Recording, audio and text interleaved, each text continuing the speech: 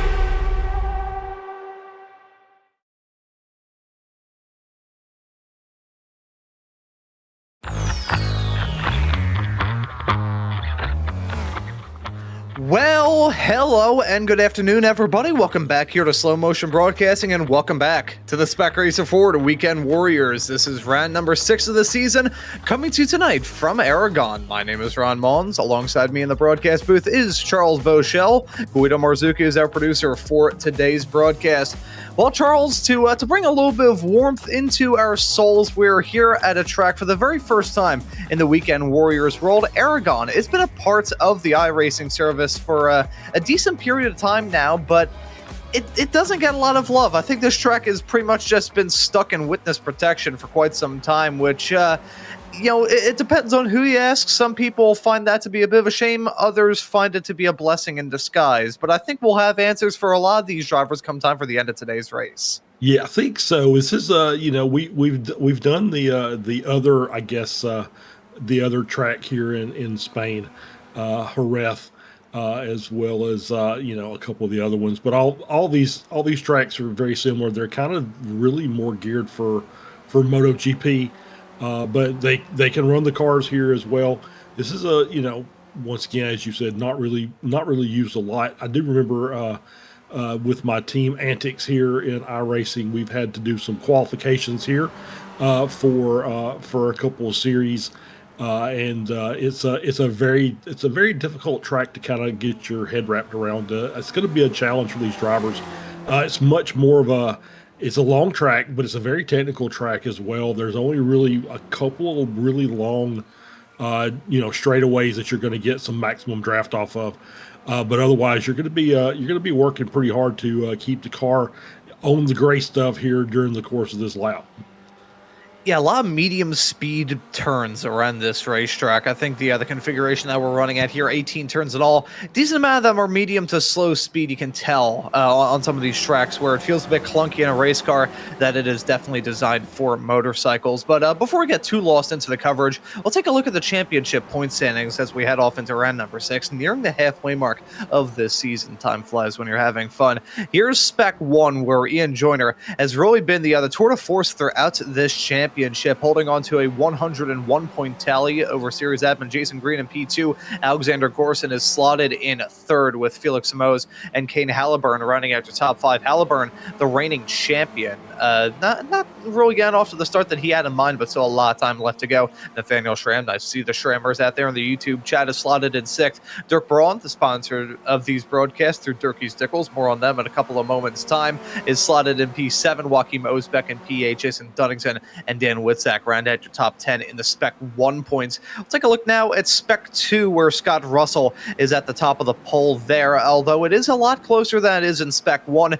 328 points is his tally compared to Matt Thompson's 286. Paul Jackson is not too terribly far behind Thompson at 268, with Steve Saunders, Rich Harwood rounding out your top 5, and then from there it's Phil Berry, Kevin Adrian, Daniel Wood, Jeff Jacobson, and Marcel Gorson. So that's how it looks at the moment here in Spec 2. Now I'll take a look at Masters, where Jörg Mani is up on the top right now, 373 points to tally. Similar shades to what we're seeing in the Spec 1 category in terms of the gap. It's still very competitive in this class as usual. Brad Cathcart is in second. Chris Thorpe is in third. The gap there not too close, kind of similar to how it is at Spec 2, funnily enough. Rich Meesters is in fourth with Andrew Love, Antonio Reese, Chris Murakami, Adam Bradshaw, Jim Brewster, and Tom Gradwell rounding out your top 10 in the Masters points. Interesting point to kind of bring up here, Charles, as we see Jörg Mani auger straight into the fence coming out of turn number 5. It always feels in an odd way that the Masters category is kind of a blend of Spec 1 pace and kind of like Spec 2 craziness. Yeah, I think you may be right there. The old wily veterans here in the Masters class. There's still obviously some top-notch drivers, as you see with guys like Jörg Mani and Antonio Reese, that are up there battling for overall wins as often as they are the class victories. So, but yeah, there's still some of the drivers still in the Masters class, or maybe we consider would be Spec 2 if we didn't have Masters. So you get a mix of both some really, really fast drivers and some guys that are still out there just trying to plug around. I think I'm in that category. So I relate. It is a statement of love, not of criticism, for sure. As I will go out there and do my best to try and not stink up the joint on the course, as we're on board here with Nate Schramm, and we're getting our onboard lap. Yep. So here we go. Yeah, and this track is a long one at 3 1/3 of a mile. That's a long lap too as well, so buckle in, folks, as we head our way off through turn number 1. Look at the inside curb there. They're pretty flat considering it is a motorcycle course. However, there's some anti-cut curbs on the inside here. They're going to ruin a driver's race, but all through this first sector, you're going to see these racers use them to hell and back out of 3 and to turn number 4 right now. This is the first real choke point as far as I'm concerned. Turn 4 and 5, bending through the braking zone a little bit. Not a lot lot of elevation change to deal with throughout, a little flat. It doesn't help you out, though. This track is kind of flat, so the reference points can be a little bit tricky to find. This feels like second verse, but a remix of the other first, here with 6 and 7, a bit of a bend in the road as you head your way into the braking zone. This is where the elevation change gets kicked up through 8 and 9. This section leads onto the back straight away, although we do have a section that will break it up somewhat, but you gotta keep that momentum rolling through the long, seemingly never-ending sweeper of turn number 10.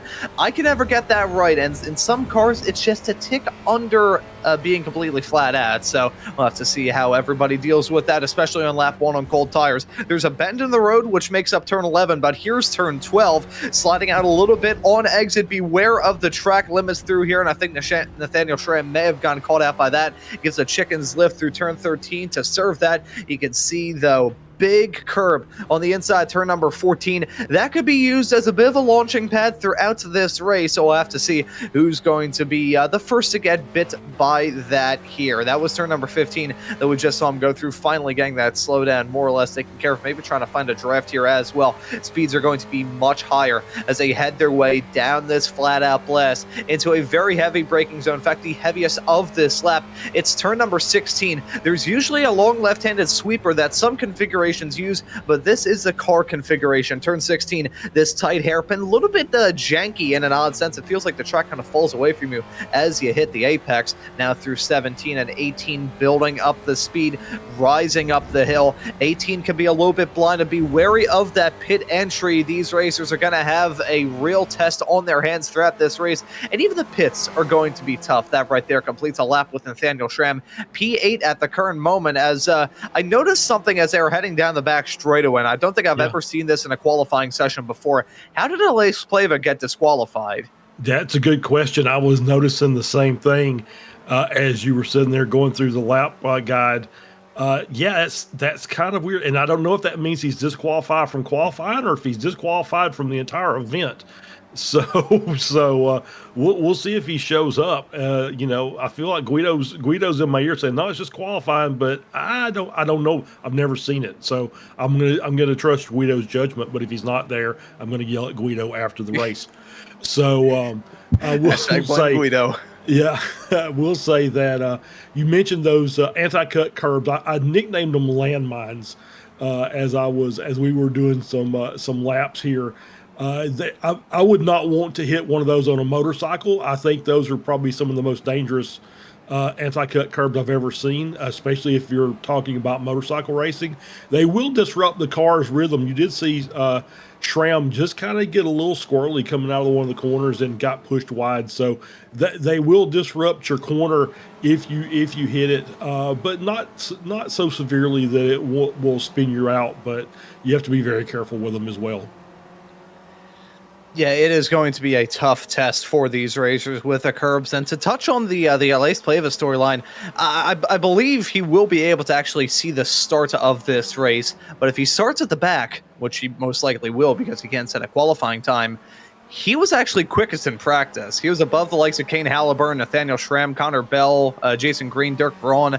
He was quick in practice, so we'll have to see what he can do starting all the way at the back of the pack. It's odd. Usually we see these fast racers tend to just skip out on qualifying of their own will. I guess he decided to force his own hand in that regard. But yeah, it's probably a bad segue after talking about forcing people's hands, but at this point here in this race, and before we move off into the race itself and get the end of qualifying, we want to thank the sponsor that makes these Spec Racer Ford broadcasts possible here on Slow Motion Broadcasting, that being the company with the best name and maybe the best ad read I've ever had in my life, that being Dirk Braun and Dirky Stickles. This race is sponsored by Dirky Stickles. They know that every lap is hot and that consistency matters. No limp competition here, just serious crunch, undeniable girth, and performance that fills each and every jar. Whether you want mild, hot, or why the hell did I think I could handle that? They bring the heat and performance you can feel. Dirky Stickles puts a tickle in your pickle.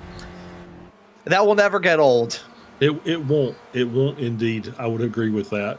and I'm doing everything I can not to make a pithy comment afterwards. So I feel like I've accomplished something every time you do that, and I don't say something like "that's what she said" or something like that. So yeah, it's a great sponsor, and we appreciate Dirk for ponying up the bucks to get the broadcast put on the air and help out the league. So it's always awesome. And yeah, I'm gonna have to see if I can find those online and maybe order some.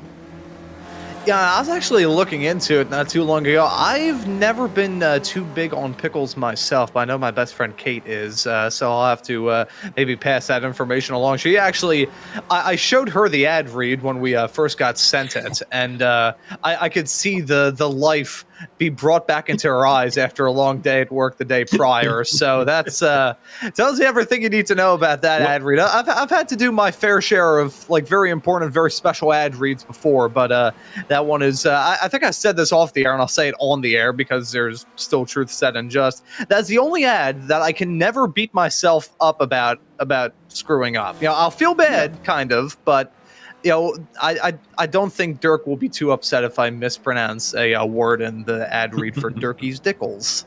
No, probably not. And you've done a good job with it. So it's been great to once again, it's been great to have Dirk as a sponsor here.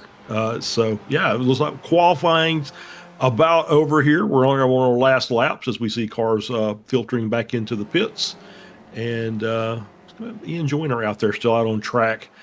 Trying to get one more lap in here as the timer has expired. So we're in quali overtime. Everybody getting in. It looks like everybody's just coming back into the pits. We might see Scott Russell out there on the track trying to get one more lap through and moves up a position up into P12. Yeah, so just a couple more drivers left to come across the line. Here's our very own Mr. Joshua Wilkie in a wonderful TW3 car. Love to see that paint scheme out there on the circuit.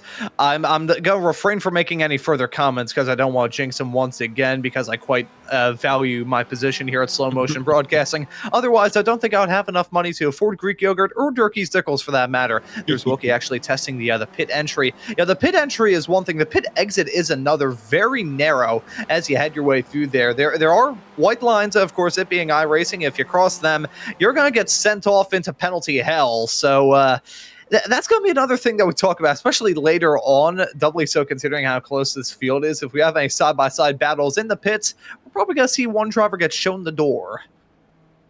Yeah, absolutely. As finishing up here, seeing the 253 come across the line. I think that's it. We're rolling over and we're getting ready for our starting grid. Yeah, so I'm hoping we've got a short pace lap here, just to be fair. I hope so as well. You know, actually, kind of a fun thing to bring up. The last time I did a broadcast here was back in, I can't remember whether it was early December or very late November. I think it may have been the latter instead of the former. It was for the Porsche Club of America, who were racing here in the rain, and I think both of those broadcasts I had to run solo, which was fun, covering a rain race, an hour-long rain race with Porsche Cup cars in the rain around here. It was pretty tough, but you know, the toughest parts whenever we head to racetracks like this, it can feel a little bit disorienting in a sense. It does. I'm not going to say it feels like Groundhog Day, where it feels like the track is repeating itself, but places like here, Navarra is another good example, the fellow Spanish circuit that hosts a lot of motorcycle racing that we have seen be used in the Weekend Warriors before. That track can be very tricky to kind of figure out where you are, but one thing I will be saying for sure, and I think I can speak for the both of us here, Charles, we're going to be sticking to the corner numbers throughout this, because I believe there's only 2 named turns, one of them being Marc Marquez, turn number 10, and the other one right before that, I'm not going to break out my Spanish pronunciation because I don't want to embarrass. I've already embarrassed myself enough with the Dirky's Dickles. No, I'm just kidding, Dirk. I love it. But I don't want to make myself out to be a complete ass here on the air. No, that's okay. I'll be happy to say it. It's sacacorchos, which is Spanish for corkscrew. So there you go. And it does feel kind of like a corkscrew in an odd sense, and there's the nice shot of it right there. Hearing as well from Guido that we've got a full pace lap, so okay.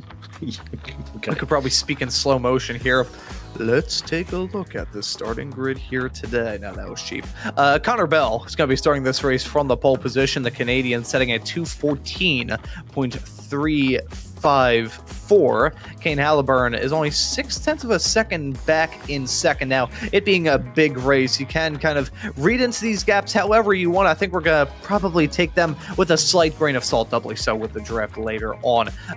Ian Joyner, championship points leader, is going to be starting this race in third with Nathaniel Schramm alongside in fourth. It's an all-Spec 2 row 3 with Richard Harwood in fifth and Kevin Adrian in sixth. Dirk Braun is going to be starting this race in seventh. Alexander Gorson will be in P8. It's Jason Green in ninth with Barrett Brummett rounding out our top 10. Yep, Hugh Simpkins will start in P11. Yangshi Lin starts in 12th. Scott Russell will start in P13. Rich Meester starts in 14th. In 15th is Jorg Monty. Matt Thompson starts in P16 for the Frito Sport. Josh Wilkie, our good buddy and boss, starting in 17th. Steve Saunders will start in P18. Christoph Langendonk will start in P19. Brad Cathcart starts in P20. And then looking through the other next page of results, we got Phil Berry in 21st, Marcel Gorson in 22nd place, Jeffrey Adkins in 23rd, Tom Gradwell in the 909 car will start this race in P24. Chris Thorpe will start in 25th. Alongside him will be Adam Bradshaw in 26th. Jason Dunnington will be in 27th place alongside Paul Jackson, the Brit, in P28. Charles Krasek, I haven't seen him in a decent amount of time here in the Spec Racer Ford Weekend Warriors, but a standout star in the Ray Esports Series will start in 29th. Elias Pleva, after, well, he did set a qualifying time. It was 15 seconds off the pace. He'll be in 30th. Three more racers left to go through. It's Marcus Burkett, Andrew Love, and Emil Orza, who we heard in the YouTube chat. Apparently his power went out because of an ice storm. That's pretty much what all of us are dealing with here on the east coast of the U.S., just the eastern half of the U.S. for that matter. I know up here in the city of Philadelphia, we've had I believe a city and we've certainly had a state of emergency, and I'm pretty sure the city has declared their own emergency as well. I think we're standing at about a foot of snow at the moment. And Charles, I know down there, y'all were getting some pretty severe icing. How's it down there in your neck of the woods? Well, you know, strangely enough, here in the city of Birmingham, Alabama, we got nothing. We got rain, so it's 46 degrees and raining. Now, however, it's supposed to be somewhere around the neighborhood of about 11 degrees tonight. So all that rain we got will be ice here at about 8:30 tonight. And taking a look at the track conditions, certainly a lot warmer here than it is for the both of us. 66 degrees Fahrenheit, which is towards the bottom end of where it can actually go on iRacing, but still decent enough. 70 degrees for the track temperature, so that may be a little bit cool. And right now here in the city of Philadelphia, we're sitting at about 18 degrees with a winter storm warning. That's 18 degrees Fahrenheit, to be super clear, with a feels like of 1 Fahrenheit. Actually, a funny story about the cold before we actually switch our attention into the race, because we still got half a lap left to go before we get the green. So yesterday, before the storm really started to arrive, I had to go out and clear some leaves from the drains to make sure the house doesn't flood when the snow does melt. And I had just gotten out of the shower when I decided to go out, and I came back in and my hair had froze. So that is a good sign. Make sure your hair is fully dry before you go out in sub-zero temperatures, at least sub-zero Celsius. Yeah, that's a good idea. That's probably something you should take care of. As you know, some of us don't have that problem, obviously. It's basically just me putting on my boggin and going out and doing whatever I need to do. I don't have to worry about hair. So that is something that you want to take care of. And yeah, I'm looking forward to this race. Once again, we haven't driven here in the Spec Racer, so it's going to be interesting to see how these drivers get on. I'm sure they've put in their practice, but even then, sometimes it takes quite a bit more than the 1 hour you get prior to the race to really kind of set into a track here. So I kind of think that we may be a little bit higher on the attrition than we're used to seeing for the Weekend Warriors today. Yeah, I think part of the reason why that could be the case is many of the turns around here, it's just going to cause drivers to hit each other. You're not probably going to find too many barriers around here, but we have attrition already. They're wrecking before we grab the green. That's Adam Bradshaw around. That's on the back straightaway between turn 15 and turn 16. We are expecting some drama on lap 1, not on lap 0. Come on, boys. That's a big stack up farther in the back of the pack. So he'll look to try and regain that spot. I believe he will be all right to regain his position. I believe he'll be right in front, or at least around Elias Pleva. It's going to be a big storyline to talk about here in this race. Qualifying was very important, but was broken up quite a lot. This is a large racetrack, so trying to find drafting partners was a bit tricky, but let's see who's going to be able to weather the storm and tackle the challenge of this 18-turn 3 1/3 mile road course. It may be used for motorcycles, but race cars can have some fun here as well. And for the very first time in the Weekend Warriors world, it is going to be the Spec Racer Fords making their appearance here at Motorland Aragón with an all-Almeida front row. We're about to grab the green flag in a couple of moments' time. The green flag flies. The drivers are on their way. Jason Green giving the tour already to Alexander Gorson. The drivers are on their way into turn number 1, heading into the braking zone right now, fanning out side by side at the front of the field, 3 wide, a little bit farther in the back, and even some 4 wide racing right there at the south end of the field. It's Connor Bell leading over his teammate Cade Halliburton, reigning Spec Racer Ford Weekend Warriors champion in P2. Nathaniel Schramm making up some places already, has jumped his way up into the final podium spot. Drivers scything their way through the field. Yanchi Lin already up 3 spots, finds himself in P9 as the field heads their way through the braking zone of 5 for the very first time. Yeah, good start by everybody so far. We had that couple little issues there on the pace lap, but all that's been resolved. And as you said, Yangshi up 3 positions already tonight. Alice Pleva already up 5 positions up to P25. A little bit of contact there, and that looks like that's 377 cars. That's Hugh Simpkins, I believe, that was involved in that. Josh Wilkie in that area as well. Got another car off wide there coming around through 8-9. As we continue on with this opening lap. It's getting a little shaky out there, but so far so good. That big gap there, obviously, from about, trying to look at the distance there between P12 and P13, I think. Yeah, so breakaway at the north end of the field. Meanwhile, farther behind, it is pandemonium. Look at Joshua Wilkie. He's battling at the moment. I believe that's himself and Scott Russell duking it out for 14th. He's now right behind your Masters Championship leader of Jurg Money, running in lucky spot P13 at the current moment. Connor Bell leads them as they head their way onto the back straightaway for the very first time. A slowdown for Jason Green. He's going to get overtaken by the likes of Barrett Brummett, Dirk Braun. Rich Meesters may get past as well. He's going to get shuffled back down to the tail end of this train, and he may lose out on the draft as well, though the straightaway is quite long. We'll have to see if he can reel them back in once more. Through the top 4, it is single file. Behind, though, it's Kevin Adrian, Alexander Gorson battling side by side. Gorson up 3 spots. Yanchi Lin now up 5. Oh, as drivers chasing each other's tails and looping it around right there, that is Steve Saunders around. Yeah, that's the 303 of Steve Saunders. Just looked like there was a little bit of contact before and lost the rear of the car. Had a little contact there to help him back, point it back the right direction. But obviously that's going to some damage he's going to have to carry, and that's going to keep his top speed not up to optimum. So he's going to have to be very careful there that he doesn't get caught out and ends up losing a draft. So he may be one of those early pit stops today.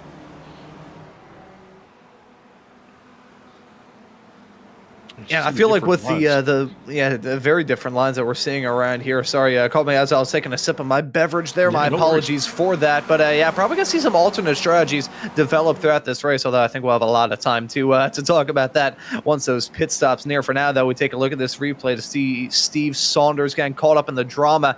Yeah, it was just the stack up as the racers were going 3 wide in front of him. He got clobbered. We're trying to figure out exactly who hit him. It's right behind.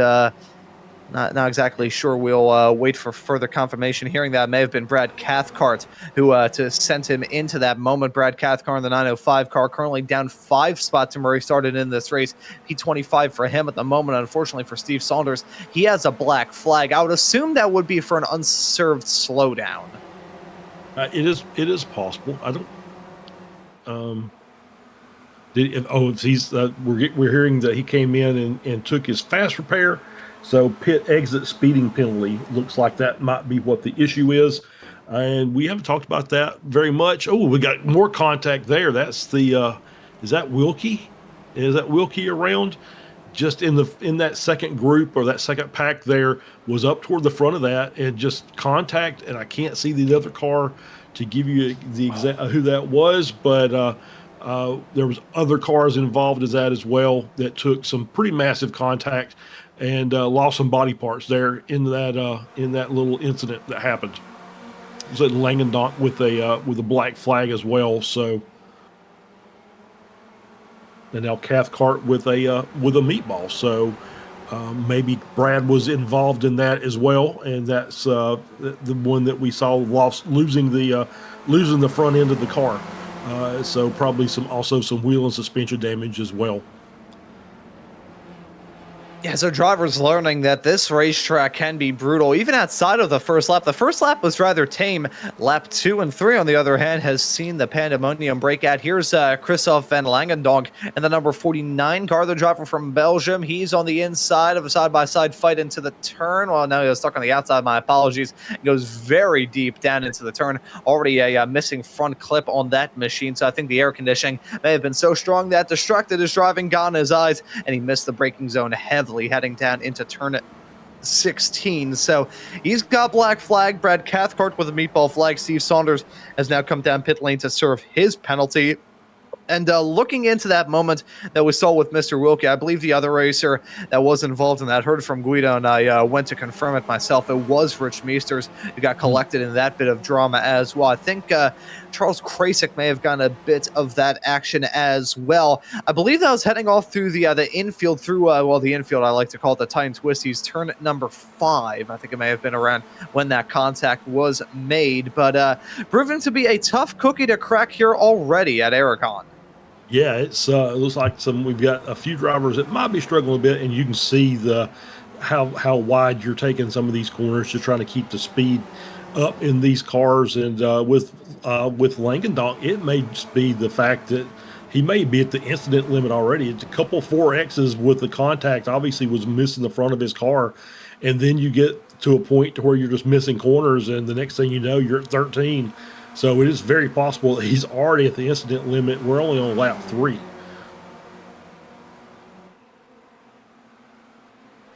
Yeah, so it feels like we've gone through a lot in this race already, but we really haven't. We're 3 laps in, about to get to lap 4. Slow down for Brad Cathcart, black flag still for Christophe van Langendonk. Seeing the field get broken up a little bit up at the front as Jörg Mani is starting to drop down along with Marcel Gorsten, because they're 3 wide with Aleix Pleva. Pleva already up to 14th after starting right at the back of the pack. We may have to talk about this number 46 car. Granted, he still has a lot of time left to make up as drivers go way deep into the turn, but that's going to be amazing as Christophe Langendonk spinning for Andrew Love, but Langendonk just got disqualified. Yeah, that's what that tells me, is he had some pretty severe issues with that car, and he was just struggling to keep the car in between the white lines, and has already hit, or just lap 4. It wouldn't be the fact that he didn't stop for his black flag, because I think he still had another lap to get that served. So yeah, it's just 17X already, and he's done for the day, unfortunately. And we saw a lot of Masters guys, as you mentioned, that sometimes we get a little craziness in the Masters class. That was Andrew Love, as well as Rich Meesters, and I'm trying to think the other car, and it might have been Marcus Burkett as well, out there in there. I'm trying to look to see if I saw Marcus, but I don't. There's another one, one of the other Masters drivers back toward the back of the field that was Marcus is involved in that, or was involved in that as well. He's in that same area, but just struggling with a couple of these corners.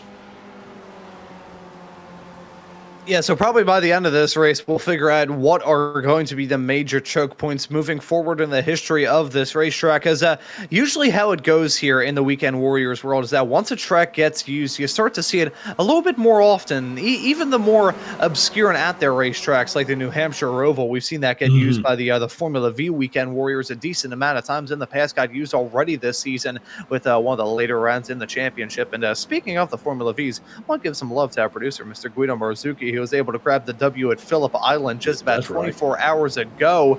That was a wild finish. That was a wild race. Those draft cars always put on a good show, but we've got some good drafters out there on the racetrack and some very good racers looking to battle it out too. We got battles up and down the field. The top 5 are still covered by just about nothing. You have a train of cars behind Dirk Braun, who's currently running in 8th at the present moment. Here's a train with Phil Berry at the front of it, Charles Krasik right behind in P19 and P20, my apologies, with Chris Thorpe, Jason Dunnington, and Rich Meesters kind of rounding out this pack of cars we've got at the current moment. It's been a dramatic start, it must be said, but all in all, these racers have been able to tackle the challenge quite well already. Yeah, it definitely looks like that the front 5 are just handling it quite well. Kevin Adrian is just made a nice move on Yangshi Lin. Yangshi, I think, maybe also just gave up and didn't want to fight down into the hairpin, so was able to get that spot. Dirk Braun hanging on in there in 8th. He's got a trail of 3 more behind him. That's down through 11th. Jason Green. And then Alice Pleva up 16 positions already. He may be a factor in this race before it's all said and done for the race win. It's just going to be, as we see a car running wide there, that's Krasik getting the car caught back up. Nice catch by Charles there to get that car back pointed the right direction. So great job by him to catch that, keep from spinning around as we get this nice battle here between Scott Russell and Hugh Simpkins. And you see Pleva there in the background slowly working his way up to get involved in this. And so Pleva's going to need a little bit of help. He's probably going to need a really, really quick pit stop and some battling up at the front to slow that group down. And a little bit of craziness could really help him out at the end. So we'll have to see whether or not we could see Alice Pleva return to victory lane for the first time in quite some time here in the Spec Racer Ford Weekend Warriors. Steve Saunders with a half spin. That's all through the hairpin at turn number 16. Not the first moment he's had through there.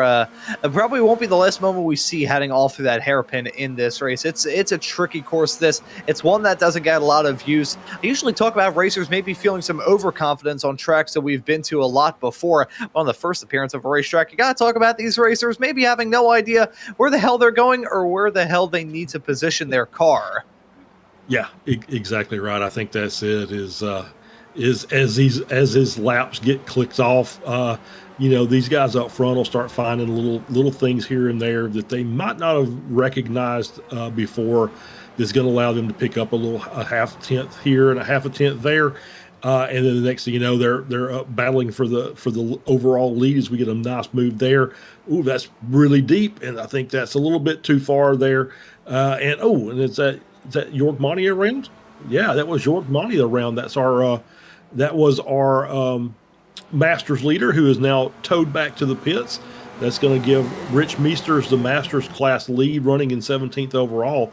As we had the car coming down, York Monty, but the third car in line, I think, is the one that's going to make the dive to the inside and just really, brake way too late there for the corner.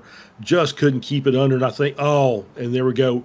Monty saw that, basically took the corner wide, took a wide entry, stayed out wide, lost the rear a bit, and then the car behind just kind of wiped him out. And I think York said, that's probably enough for me today. Yeah, and that is a very unfortunate moment for Jurg. I was going to talk about how chaotic it has been thus far in this race, in the Masters category. Lots of racers running into trouble. Andrew Love just the latest. Look at the wide runoff area into the turn, but I think Andrew decided, you know what? I've had enough. I'm just going to switch my attention off into the next round of the championship. But as a result of all that, Rich Meesters, who ran into the drum not too long ago with Mr. Wilkie, he's now in 17th, leading in the Masters category with your Spec 2 leader of Kevin Adrian running all the way up in 7th. It's not very rare. It's not very rare. That's the exact opposite of what I was going to say. Not very common that you see the Masters field running that far behind, and it's not very common that you see the Spec 2 racers running as well as they are. It feels like I made that comparison about the Masters racers having the Spec 1 pace, and the racing gods decided to tell me to yeah exactly. It is a rare thing to see to not have one of the Masters drivers up battling in the top 10. But it happens occasionally, and today is representative of that, as York has already kind of called it. Andrew Love, who's had some really good runs in the Masters class, has called it. Antonio Reese didn't even show up. So apparently this is one of those tracks he does not have, and so he's not here. And we've got Rich Meesters leading over Chris Thorpe, running 19th. Tom Gradwell's down in 24th, and that seems to be where the rest of the Masters drivers are. Gradwell, Bradshaw, Burkett, Cathcart running in 28th. Steve Saunders is down there as well in 29th. Still on the track, is still running around, but Cathcart obviously already had some damage to his car. We've seen Burkett and Gradwell and Bradshaw also in incidents. So it's a tough day for the Masters guys, for the old guys. They're going to have to use some of the old icy hot once this race is over with. Yeah, lots of drivers have run into difficulties thus far here, and I think that's the first time icy hot has ever been brought up in the history of Weekend Warriors broadcast. So we're breaking new boundaries here today. You'll learn about icy hot as you get older. That's all right. Don't worry about it. I'll consider that a warning. Hearing as well in the YouTube chat, a lot of people being confused about what the two Alameda racers of Kane Halliburton and Connor Bell are doing. They're just bump drafting each other, heading down the straightaways. That's perfectly legal here in these Spec Racer 4s. In fact, I think it was Nathaniel Schramm last time out at Montreal that was able to give a nice shove towards the end to help out. I believe it was Ian Joyner who was able to get the W last time out. So that's a usual tactic here in these Spec Racer 4s. You can see the sloped front bumpers and the slightly sloped rear ends as well. They are kind of built like puzzle pieces, so you can really bump draft quite strong and with pretty flat bumpers as well. It's not a matter of a small little miscue and you can see a driver get turned. No, these Spec Racer Fords fit together better than CNC machine parts. Yeah, it does seem like that, doesn't it? Yeah, it's the bump drafting is a part of it, and it goes back to two cars, with aero package that these cars have. Two cars will run faster than one. The car behind is going to push the car in front to help overcome that air resistance, and still the cars behind are getting a really good draft off those. So it is a benefit to those two guys. But it's a benefit to the cars behind Schramm, Joyner, Gorson as well. They're getting a little bit extra toe from that as well. So it's not like it's not a huge advantage, but it is the fastest way around the track for sure. Yeah, and even with the twists and turns on this racetrack, the long flat-out blast like the start-finish straightaway, the backstretch between 15 and 16, and even the run out of 9 through into turn number 12, you can do a little bit of bump drafting as well. In fact, we'll get a fantastic view to see whether or not they will be doing it or not. Certainly closing up that gap, reeling them in quite a lot. That's the benefit of having two team cars in P1 and P2. They can kind of dictate how the fight goes as Kane Halliburton runs a little bit deep into turn number 12. Thankfully, though, he avoids a slowdown. Interesting to see the track limits hang out of turn number 12. I was going to note it when we did the onboard lap with Schramm right at the top of the show, and Road just saw it get put on full display once more.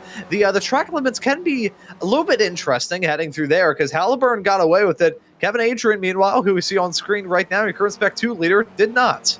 No, ran a little wide, I think, out of 9 and into 10. And there's a lot of runoff there, so not much chance of you having an incident, but it is a way to, if you just don't get the corner right, you're just going to have to suffer the consequences. He's done so. He served his time, his penalty, slowed down the car. It's going to bring him a little bit further back from Yangtze Lin, who has passed him to move back into 6th position.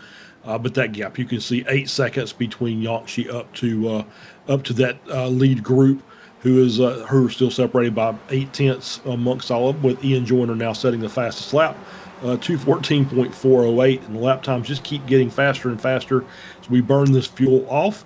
And we're getting close to the halfway point already. So this has been a pretty eventful first half of this race.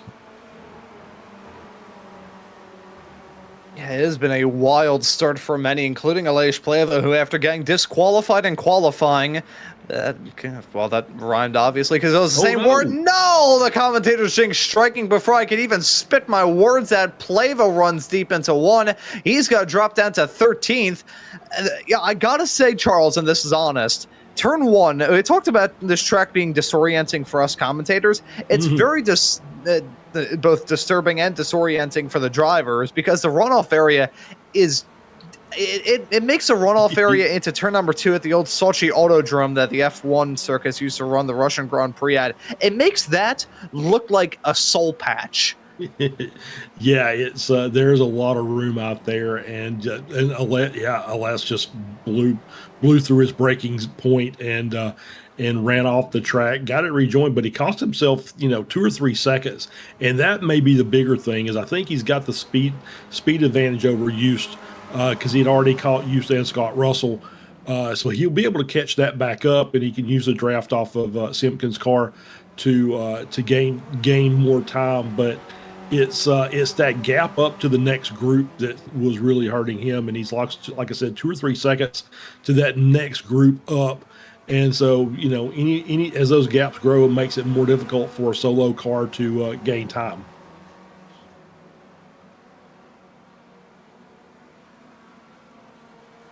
We're here with Yangshi Lin running down the back straight here, heading down into the hairpin at turn 16. Nice little gap there over Dirk Braun, who's now moved up into P7 as he has gotten by. Did we have a pit stop? Who did we have up in that position earlier?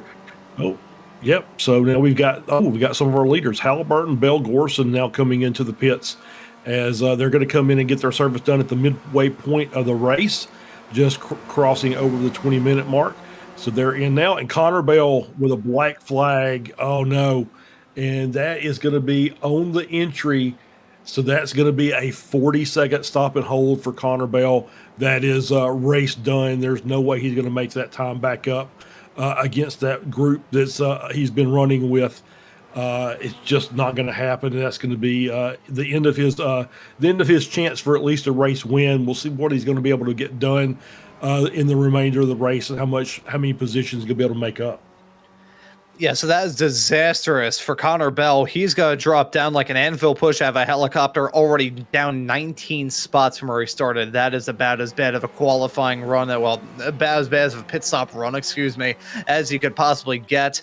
Now, to all you Schrammers in the YouTube chat, that's going to be good news for Nathaniel, because now that kind of dynamic duo of Connor Bell and Kane Halliburton, the two Almeida racers, they've been broken up. Now, I should say that Ian Joyner is also part of that Almeida squad, but he's gunning for a championship, so I don't really know how that's going to work between them and Kane Halliburton. We saw Halliburton kind of pick the side of Bell a couple of weeks ago when the Spec Racer Fords returned here to slow motion broadcasting at Phoenix.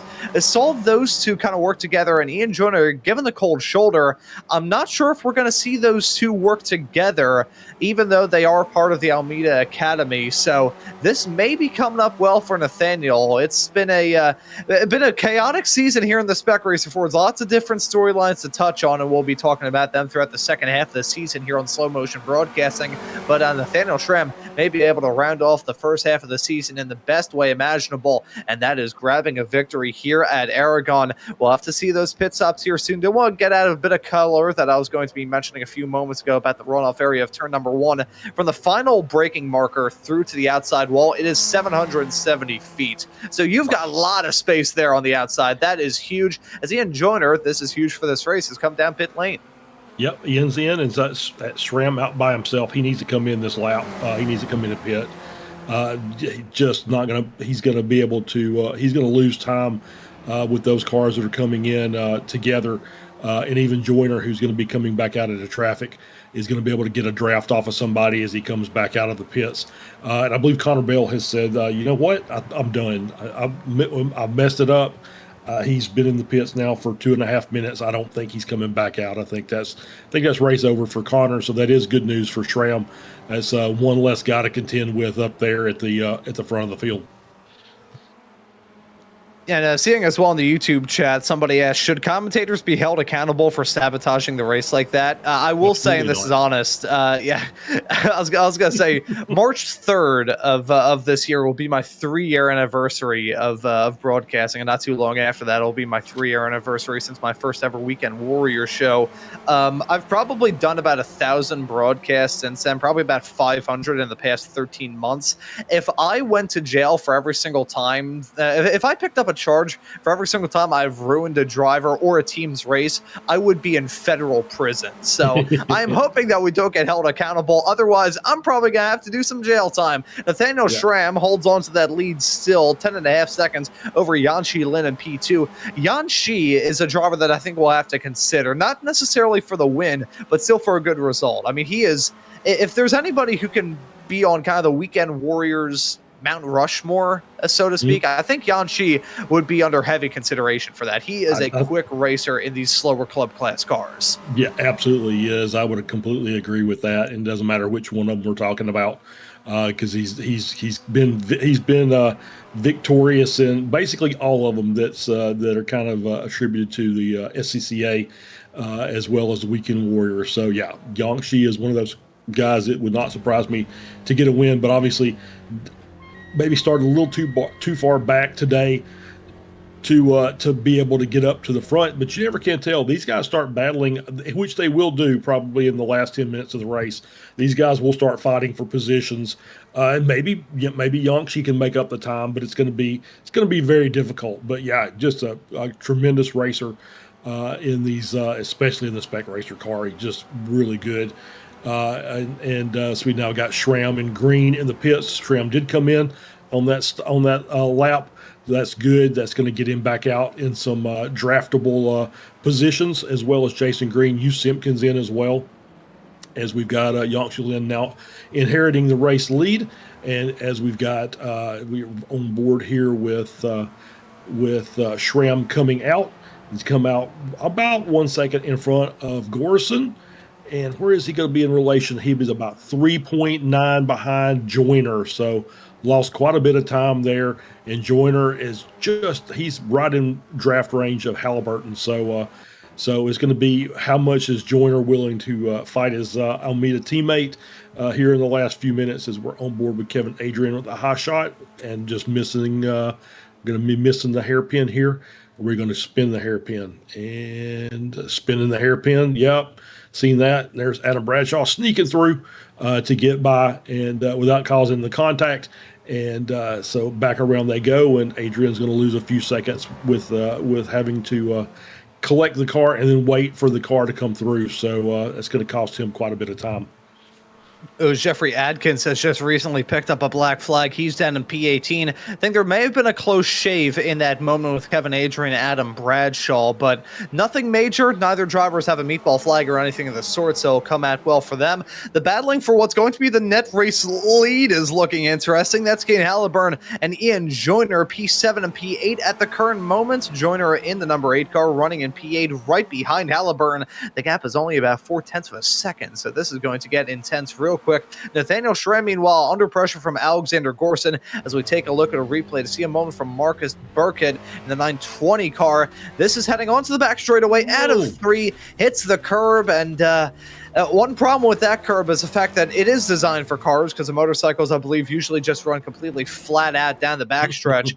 So you can kind of tell, because as soon as he hit that curb, he was in trouble. We've got traffic jam on pit lane, folks. Yanxi Lin, Dirk Braun, Barrett Brummett, Richard Harwood, along with Lace Plava and Scott Russell. So everybody in the top 6 who had yet to come down pit lane has now come down pit lane. This will give the race lead back to Kane Halliburton. It will give P2 of this race to Ian Joyner, and I will actually fight for myself here. I did not jinx Nathaniel Schramm.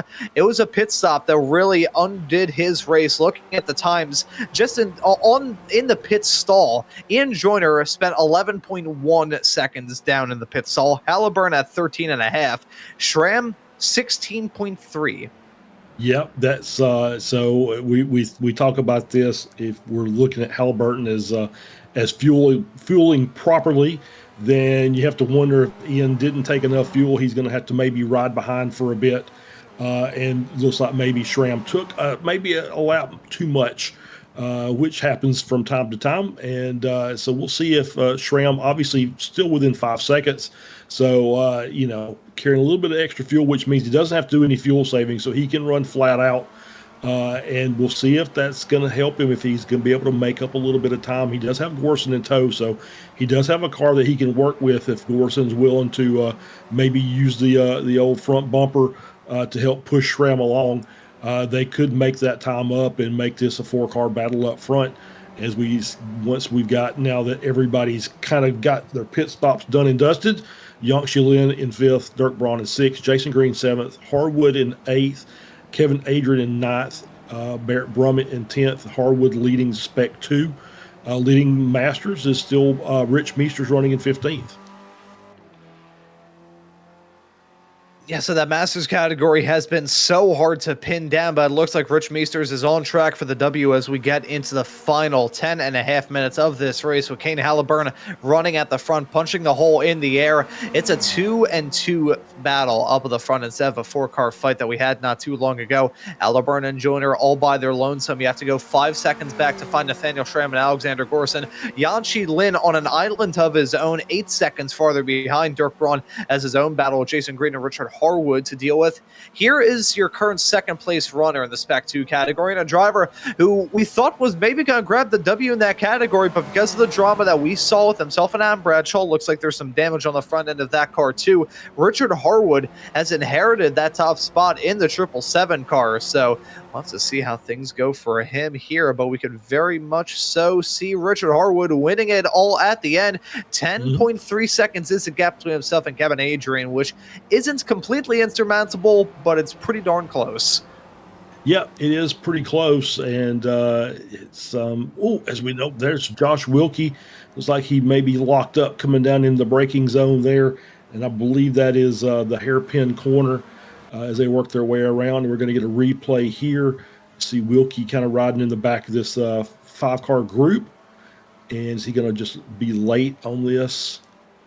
He get cars, yeah, just really late on the brakes. Oh, really optimistic dive by Josh there. And luckily nobody made contact. Everybody's kind of aware of what was going on. Wilkie kind of works his way through and was able to recover it, but he's back where he started from, so he's got some work to do all over again.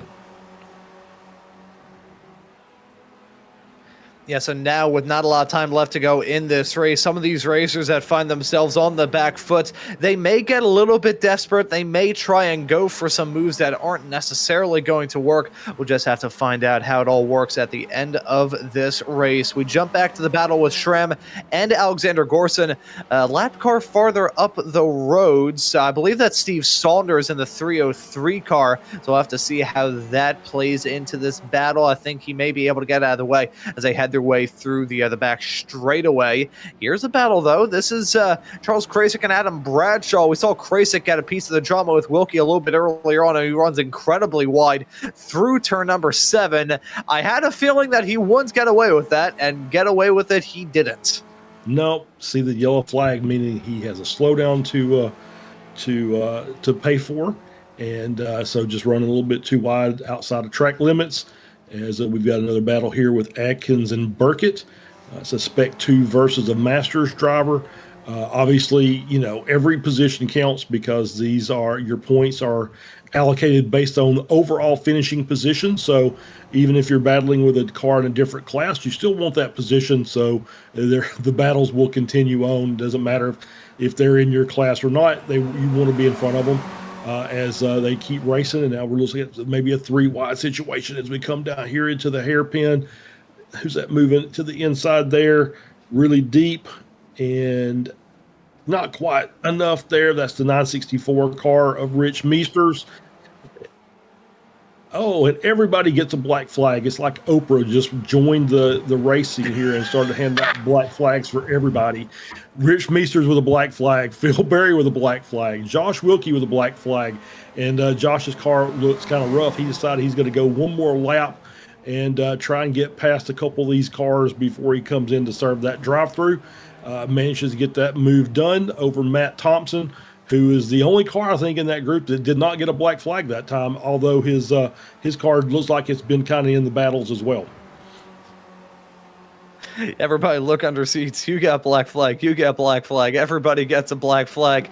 Wilkie, the only one yet to serve it. He's got damage on that race car, though, so that is going to be even more worries for him as we get into the final few moments with 33, nearly 34 minutes done and dusted here in this race. Let's take a look at the replay following Mr. Wilkie's perspective in this, heading down into the hairpin at turn number 16.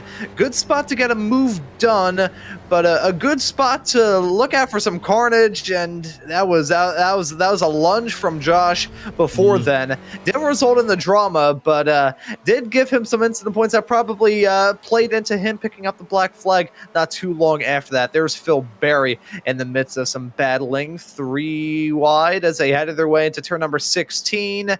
And stack up, bang, bang, bong. That's how you get a black flag as a result of a round of bumper cars. Yep, absolutely. It's exactly what that was. It's just everybody stacking up in the corner and ricocheting off everybody else. And I think Phil Berry has changed his paint scheme. That's why I didn't recognize who that was. The Cookie Monster has gone. Yeah, that was what I was thinking. It was like, hey, wasn't I supposed to see a big blue monster on the front of that? Apparently not. Yeah, that is rather interesting indeed. Nice to see a new paint scheme out there on the racetrack, although I will miss the Cookie Monster, and I can't say whenever he drives through a debris field that he's picking up the crumbs.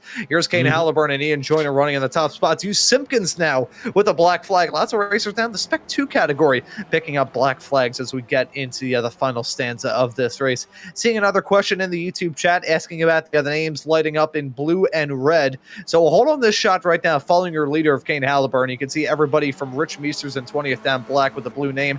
That means that they are at risk of getting lapped by your leader. So that's usually how it works on the iRacing relative, which is what these graphics are usually based on in terms of that coloring convention, I guess would be the correct technical term. So the drivers marked off in blue are the ones that are about to get lapped by the drivers that we have on focus right now. And I'm curious, Guido, if we could jump to Hugh Simpkins or Charles Gracie, because I think they're battling at the moment. They're also the drivers marked off in blue. You'll see that the drivers up towards the top are going to be marked off in red, which means that they are they are about to lap the other drivers in blue. So just kind of the opposites being true in that case. So you'll be able to see that moving forward. See, yeah, there you can see Kane Halliburton and Joyner marked off in red. Steve Saunders in blue to Rich Meesters. So that's how the all the stuff works out. It is some wonderful graphics that we have got here on Slow Motion Broadcasting. These SDK graphics, they pack a punch with the information. They do. They do indeed. It's always good, and we've got our timing and scoring grid up, and that's how we'll be able to give you a little bit of extra information as these races go on.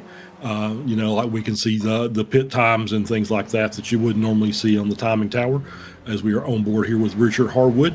I believe this is that is just, those curbs are a little rough there, and just could not hang on to it, able to get the car with a slight tap of the wall there, able to get the car rejoined back around. Wilkie still waiting for Josh to come in and serve his black flag, as we're on board here with we're going to be 2 to go next time by, or 1 to go next time by.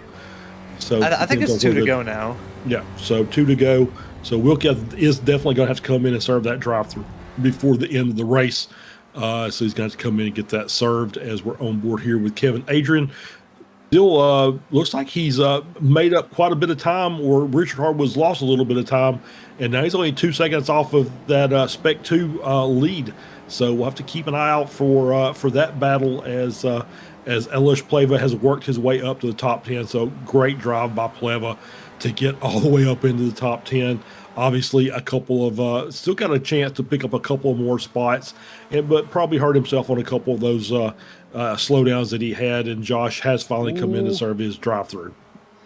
Yeah, so Wilkie coming in to serve that drive through the battle for the Spec 2 lead intense as a result of that moment from Richard Harwood. Kevin Adrian now within striking distance. But this battling up at the front is starting to intensify. Nathaniel Schramm's picked up a slowdown. That's going to cost him in the fight for the final podium spot. But Halliburton and Joyner, they've been close together ever since we saw the round of pit stops about 18 minutes ago. But it is starting to get hot. They're going to be taking the white flag next time by. Well, this time by, I should say. So one more lap of racing action, plus the final 3 turns of this track left to go. Actually seeing it, 1 black flag and a DQ. Adam Bradshaw, black flag. Phil Berry with a disqualification. That's a 3rd racer that we've seen already today with a DQ. 2 in the race, 1 in qualifying. That's pretty rare. Bradshaw also with a meatball flag. He's towed back to pit lane and said, you know what, I'm just going to mark that off as the end of the day. But here we see Kane Halliburton coming across the line to take the white flag. 1 more lap of racing action. Joyner in pit lane. Joyner's in the pits. Yeah. He had that shorter stop, and I guess he didn't have enough to make it to the end. Yeah, did not quite make it. And we were concerned about that. Did he have enough fuel? And apparently the answer is he's a lap short, so he's got to come in and get that stop done. That's going to put Gorson up into P2 and Schramm up into the P3. So that's your current podium sitters. Is now Halliburton can kind of cruise it to the end of the race, and we'll see here what happened with Phil Berry as we're on board with him. Adam Bradshaw going around, and that's where the both the disqualification and the meatball and the black flag came from, all at the same time.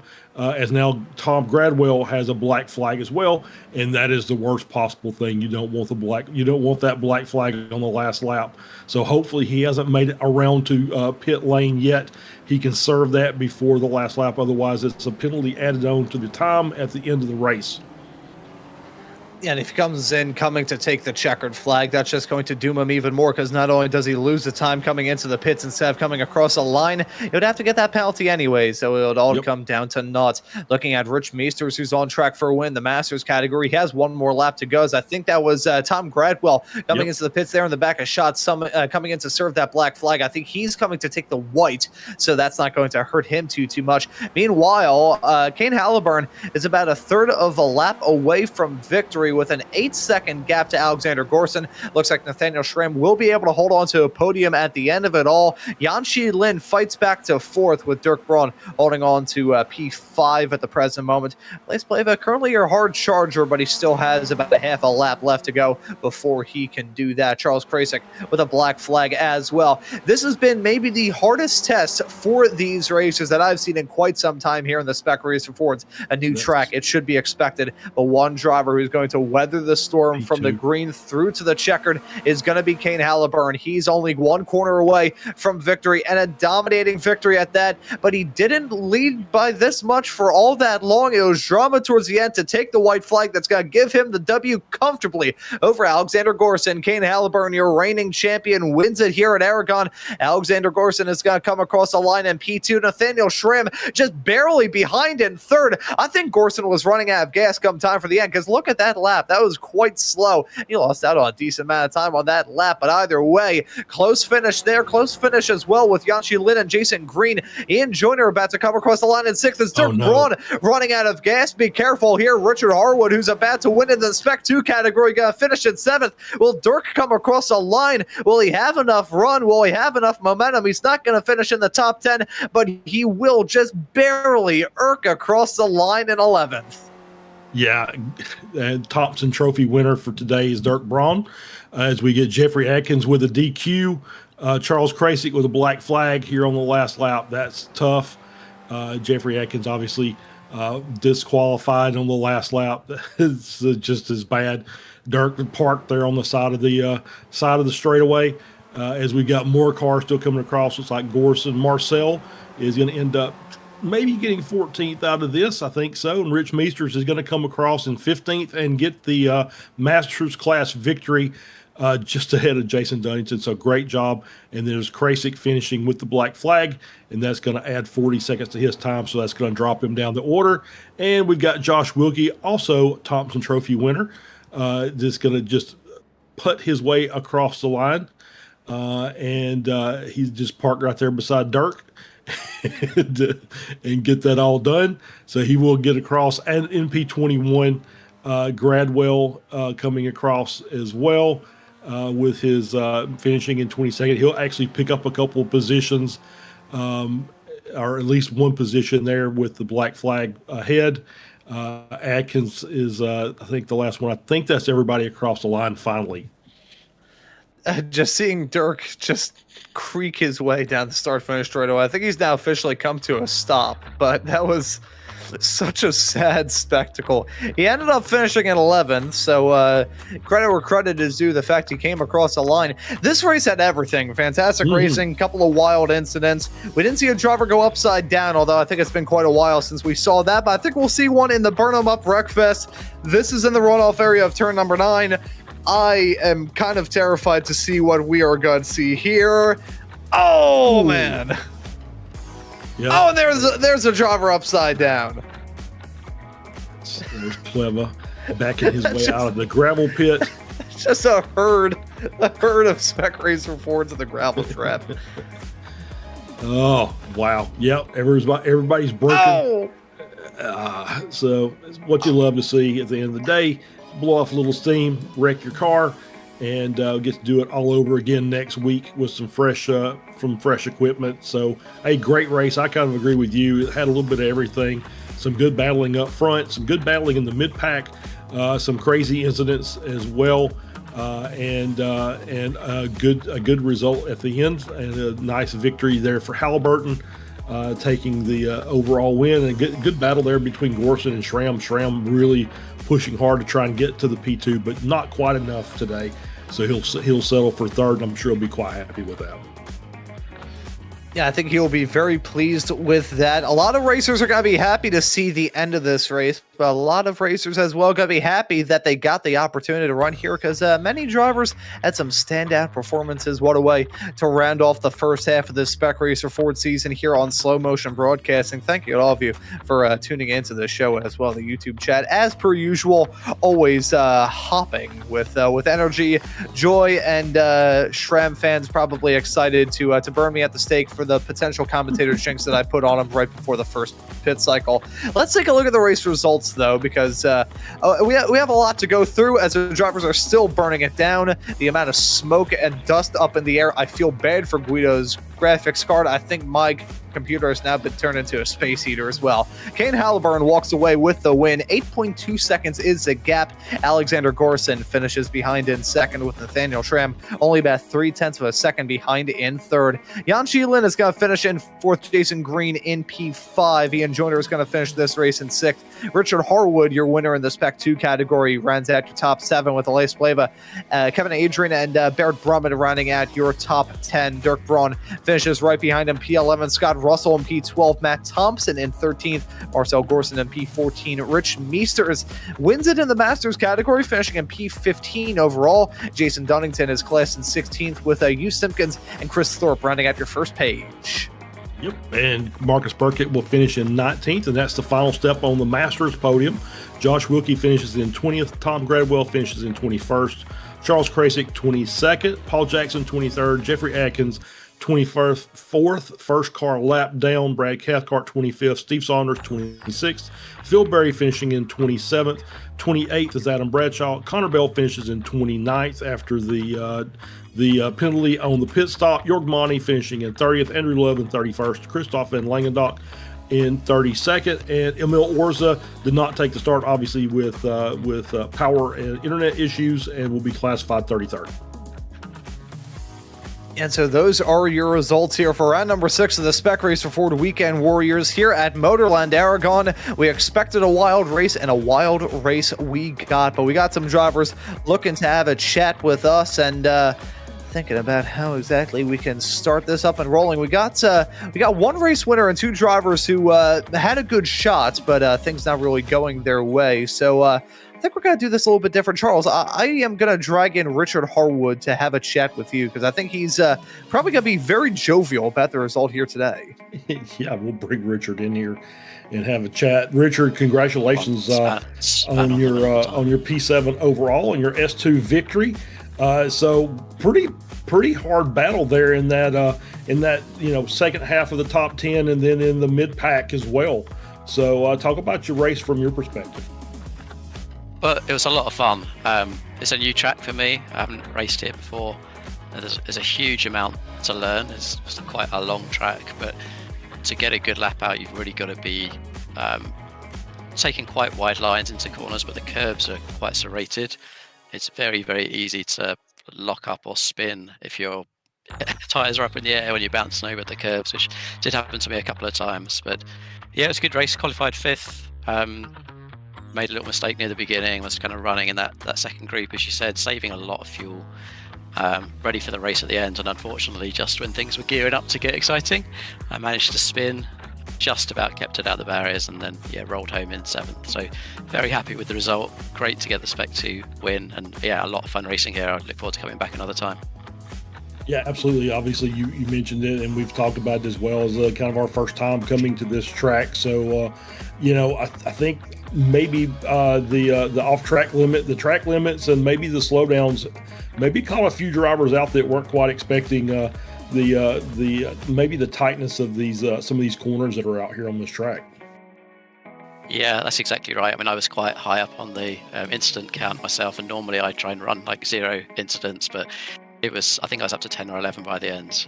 It's very easy to get them on the exits. But you need, if you're pushing, you really need to be carrying that apex speed and really pushing every last millimetre on the exit.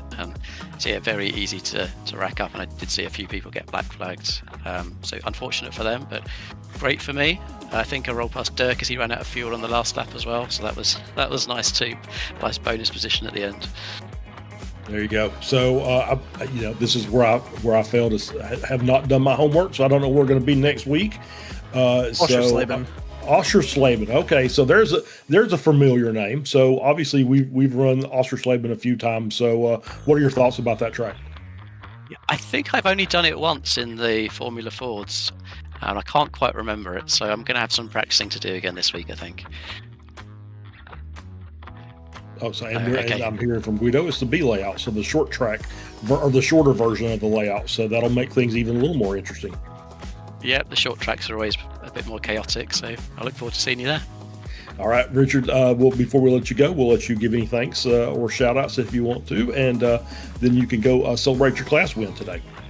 Thanks very much. Yeah, big thanks to you guys. Massive thank you to Dirk, who I know stepped in to sponsor the rest of the season.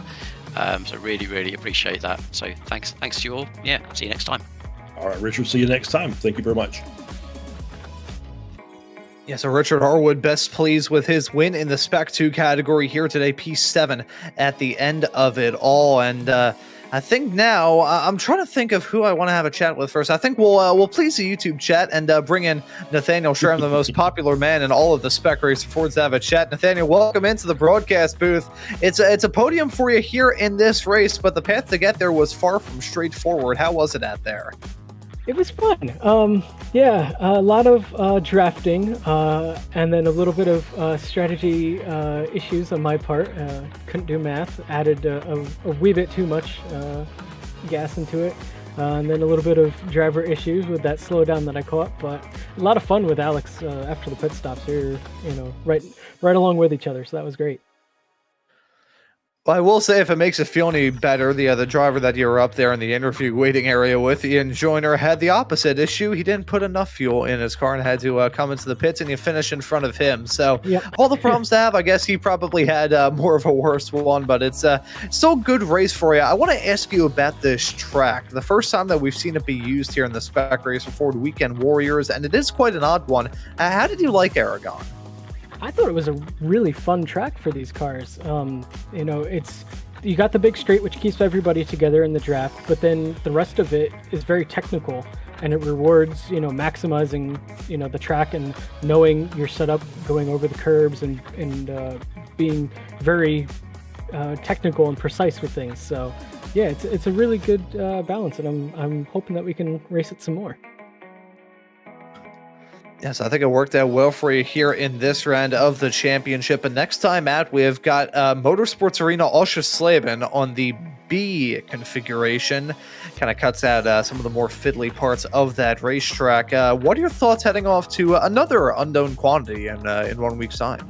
That one is for sure unknown for me. Never driven there before, so definitely going to try to learn it tonight and over the week, and see if we can figure stuff out with that. I know turn 1 and turn 2 there are probably going to be like the big key points to set up like most of your lap, because I think the rest of the corners, while technical, they're not, as big of a impact on the lap times. So yeah, getting those 2 corners correct is probably going to be a big portion of that track.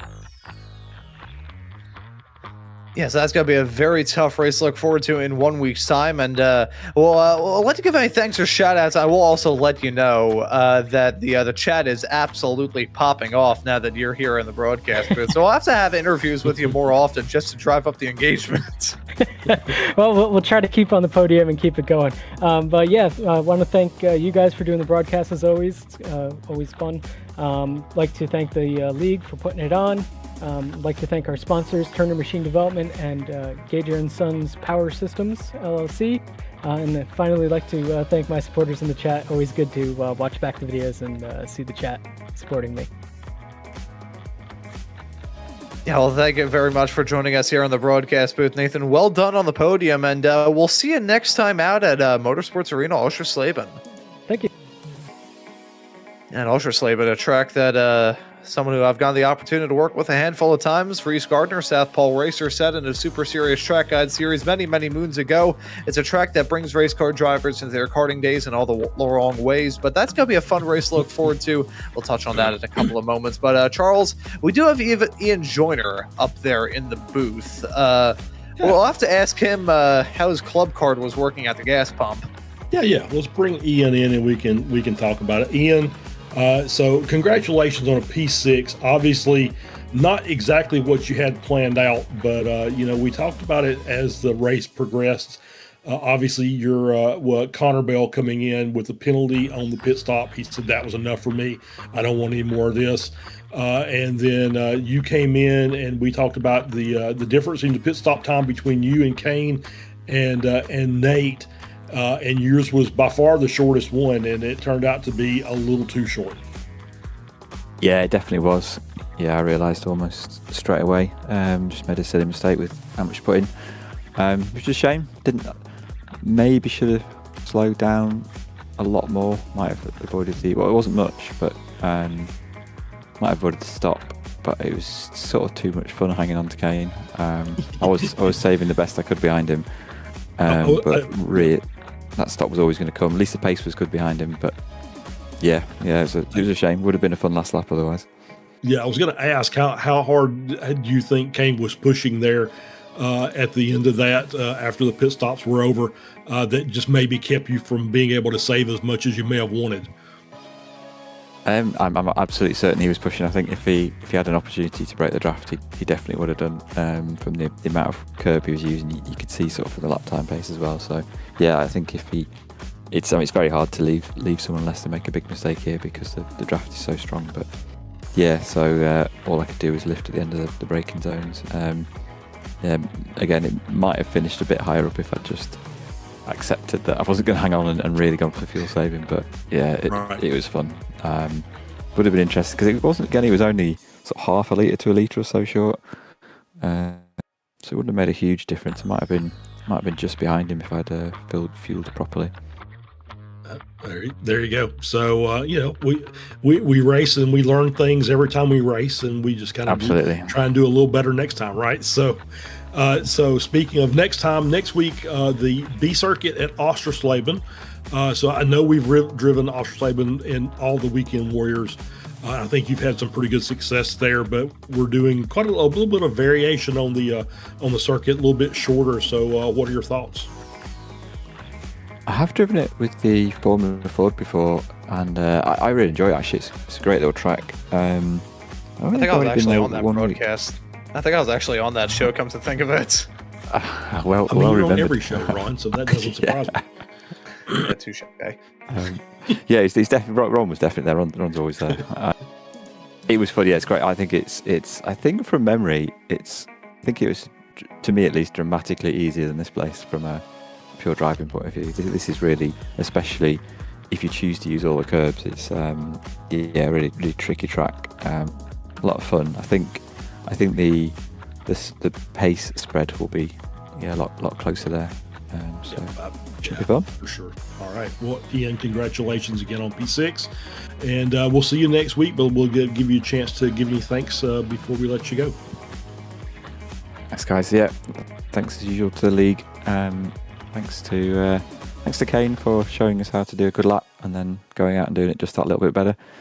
And thanks to you guys, of course, for the broadcast. See you next week. All right, see you next week. Have a good one.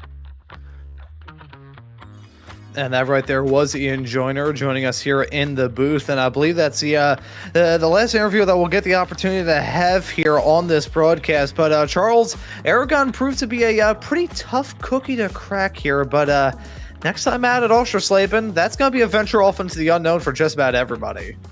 Yeah, I mean, obviously we've driven the track, and this is a different layout, but I think the guys, because of the fact that we've been there before, kind of done that.